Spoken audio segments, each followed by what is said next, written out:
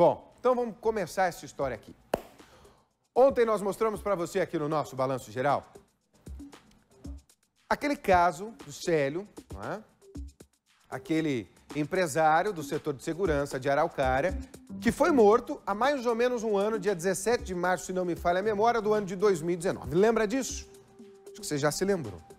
E dissemos para você que 2 pessoas na sexta-feira haviam sido presas pela morte do Célio. O ex-sócio dele, e a polícia acredita que a morte aconteceu por causa dessa desavença com o sócio, e uma segunda pessoa que seria a responsável por o matar. Nessa história entra um jovem chamado Vitor Gabriel, de apenas 20 anos de idade. Esse jovem é o Vitor Gabriel Grotti. Ele passou pelos 4 piores dias da vida dele. Por quê? Porque a polícia prendeu esse jovem como suspeito de ser o assassino do Célio. Mas aí a família ficou sexta, sábado, domingo e segunda-feira na porta da delegacia, conversando com os investigadores e dizendo: não, o Vitor não tem nada a ver. Ele só estava na hora errada e no lugar errado. Sabe o que o Vitor foi fazer no dia? Foi buscar a namorada numa escola de dança.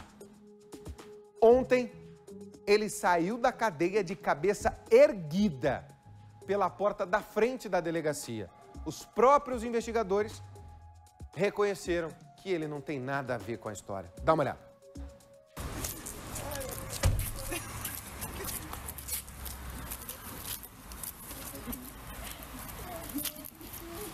Victor Gabriel Grotti Arquizes, injustamente acusado do crime de homicídio, reencontrando a família depois de 4 dias.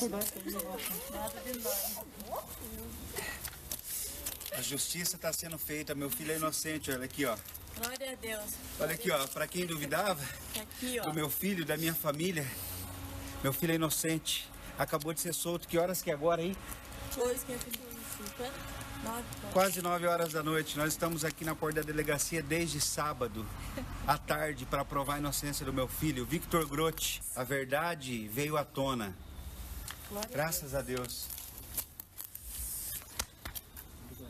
Percebeu a cara de assustado do Vitor? Não podia ser diferente, né? Conheceu o inferno na terra é a cadeia. Ele conheceu esse inferno. Vamos com o Thiago Silva conversar com a gente. Thiago, por que houve essa confusão, Thiago? Foi por causa do GPS do Vitor Gabriel, que levou ele para o lugar errado? Boa tarde, meu irmão, seja bem-vindo.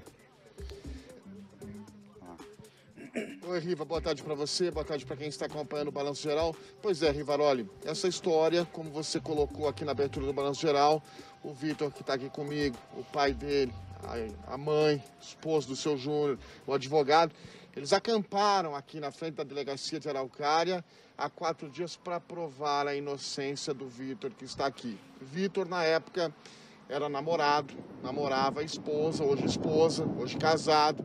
Ele coloca num aplicativo de transporte que vai buscar a esposa numa escola de dança. Só que nesse aplicativo está o endereço antigo dessa academia, dessa escola de dança. Ele chega na academia, no endereço indicado no GPS do aplicativo, ele desce. Quando ele desce, ele vê que não é aquela escola. Aí ele vai ficar ali alguns minutos, sabe? Aí de repente falou: não é aqui, né? O endereço está errado. Vamos para o endereço novo da escola de dança. E aí é o que aconteceu. Em cima dessa antiga escola de dança ficava o prédio onde trabalhava o Célio, que foi assassinado. Aí o seu Júnior, que está aqui, né, acompanhando o Balanço Geral, não conseguiu segurar as lágrimas de emoção, porque o filho dele, da noite para o dia, foi transformado num bandido, num criminoso. Mas o senhor nunca desistiu do seu filho, seu Júnior. É isso. Boa tarde. Boa tarde, Thiago Silva. Boa tarde, Rivaroli. Todos os telespectadores do Balanço Geral. Eu não desisti, porque eu sei o filho que Deus me deu. Eu sei a família que eu tenho. E eu nunca desistiria. Eu lutaria incansavelmente até o fim da minha vida para provar a inocência do meu filho. Bom, nós estamos para Curitiba, região metropolitana. O senhor é do interior, o povo de Maringá também está assistindo o senhor. Por que o senhor não desistiu do seu filho? Eu não desisti do meu filho porque o tempo todo eu acreditei na inocência do meu filho. Porque eu sei a criação que eu dei para ele, eu sei a educação que eu dei para o meu filho, e eu acredito no amor da nossa família. A instituição mais sagrada que existe é a família, e eu acreditava e continuo acreditando no meu filho. Deixa eu conversar um pouquinho com o Vitor, já o Rivaroli também tem pergunta no estúdio. Ô Vitor, viu, Rivaroli, está trabalhando no emprego sexta-feira e é preso. Como é que foi isso para você? Estava no trabalho e de repente a polícia chega e te prende? Sim, eu estava no trabalho, realmente, como eu falei, eu fui surpreendido mesmo.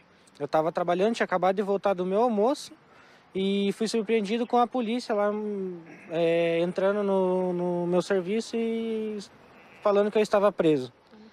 E aí você vem para cá sexta-feira, não consegue controlar a emoção, você chora sozinho ali dentro da carceragem. Como é que foram esses dias para você? Sim, com certeza. Eu chorei bastante, estava bem...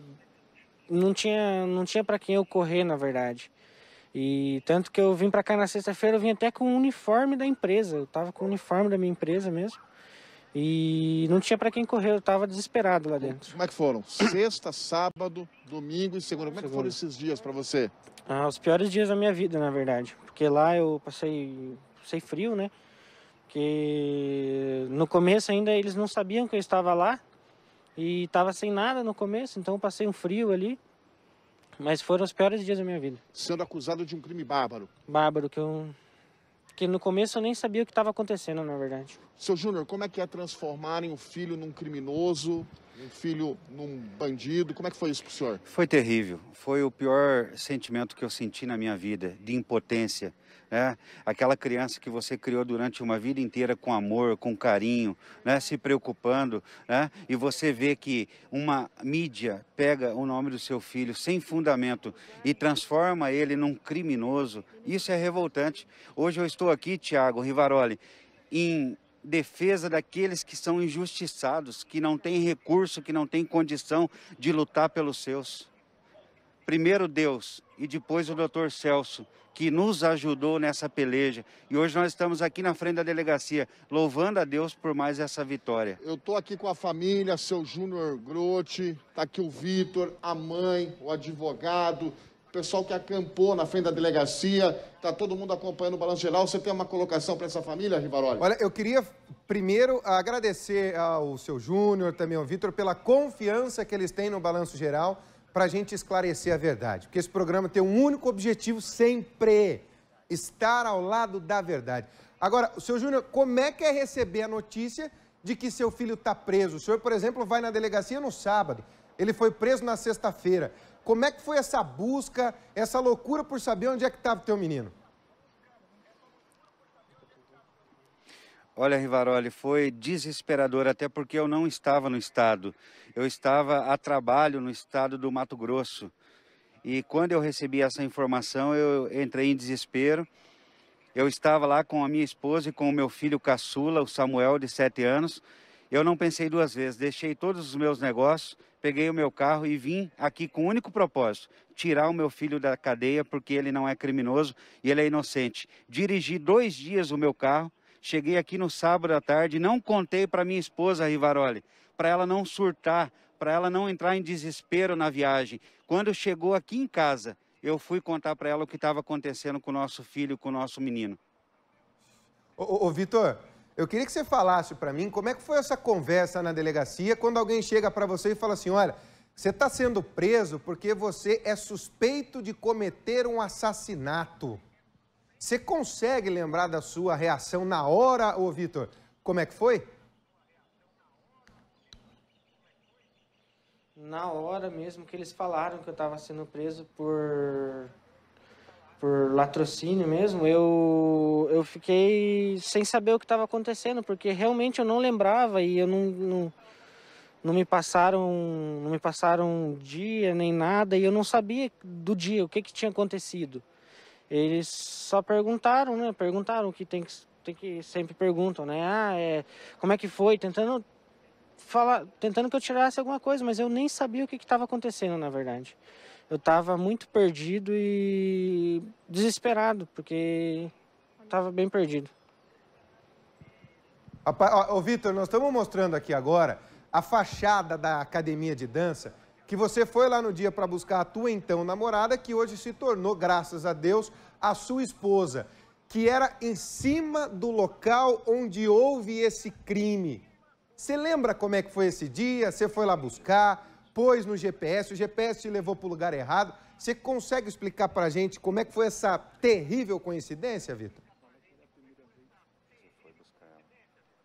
Sim, eu lembro sim.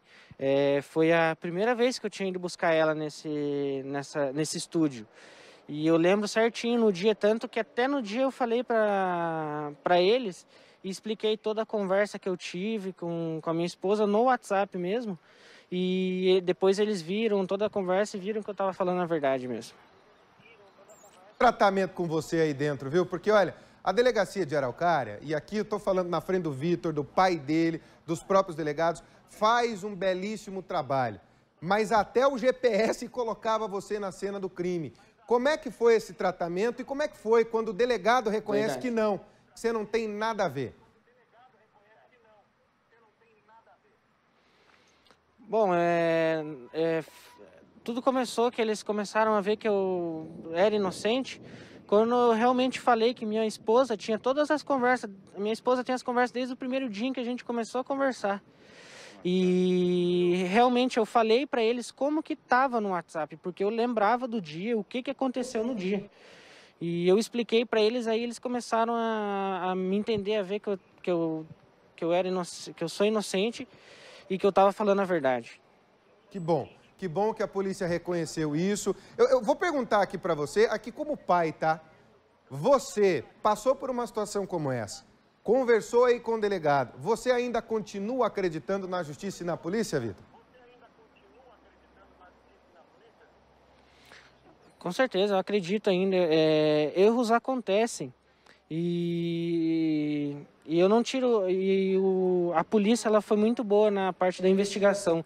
A hora que eles estavam vendo que eu estava falando a verdade, eles realmente foram, apuraram os fatos, perguntaram para minha mãe, para o meu pai, para minha mulher, conversaram com o meu advogado. A doutora Juliana ajudou muito. Na hora que eu falei para ela, ela acreditou em mim, viu que eu estava falando a verdade também. O delegado Tiago também acreditou em mim, também viu que eu estava falando a verdade. E eu ainda assim acredito no trabalho da polícia, sim. Ótimo, ótimo. É assim mesmo que tem que ser. Podem haver enganos? Podem. Eles existem. Mas a polícia de Araucária, a polícia civil, a militar, fazem um belíssimo trabalho para conseguir dar segurança para as pessoas. Erros assim não deveriam acontecer? Não. É sempre um trabalho muito sério. Mas a gente só espera que os erros sejam esclarecidos. E o balanço geral, a você, Vitor, a sua família, a polícia, o Tiago vai continuar aí. Se a própria delegada quiser falar como tudo aconteceu, é óbvio que o espaço está aberto. Mas é bom saber que aqui nós estamos falando diante de uma pessoa que consegue provar a sua inocência e que tudo não passou de um grande engano, viu? Podem contar com o balanço geral. Muito obrigado. Tá aí, o Vitor Gabriel, também o pai dele, que conseguiram esclarecer que tudo não passou de uma grande confusão. Mas já pensou? Tá no lugar errado, na hora errada, com o GPS te colocando lá. Que doideira, gente. Mas a polícia tem prudência. Quando faz um belo trabalho, tem prudência e foi assim que aconteceu.